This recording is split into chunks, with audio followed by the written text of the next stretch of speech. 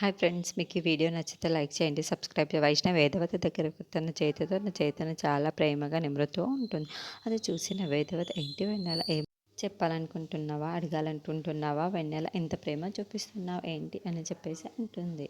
ఆ మాటలు వినగానే అక్కడున్న వైష్ణవి అయితే, నానమ్మ నీతో ఒక విషయం మాట్లాడాలి నేను అని చెప్పేసి అంటూ ఉంటుంది. ఆ మాటలు వినగానే అక్కడున్న వేదవతి అయితే, ఏంటో చెప్పమ్మా అని చెప్పేసి అడుగుతుంది. ఇంతలో అక్కడున్న వైష్ణవి మాత్రం, నువ్వు నేను కలిసి వాళ్ళ అమ్మ వాళ్ళ ఇంటికి వెళ్ళిపోదామా అని చెప్పేసి అంటూ ఉంటుంది. ఆ మాటలు వినగానే అక్కడున్న వేదవతి చిన్నవాళ్ళు అయితే ఒక్కసారిగా షాక్ అయిపోతూ ఉంటారు. ఇంతలో అక్కడున్న వైష్ణవి అయితే, అవును నానమ్మ, నాకు వైష్ణవిని అలాగే అమ్మని చూడాలని ఉంది. మనం ఇద్దరం కలిసి అక్కడికి వెళ్ళిపోదాం, ఆ ఇంట్లోనే ఉందాం, కలిసి అందరం చాలా సంతోషంగా ఉండొచ్చు కదా అని చెప్పేసి అంటూ ఉంటుంది.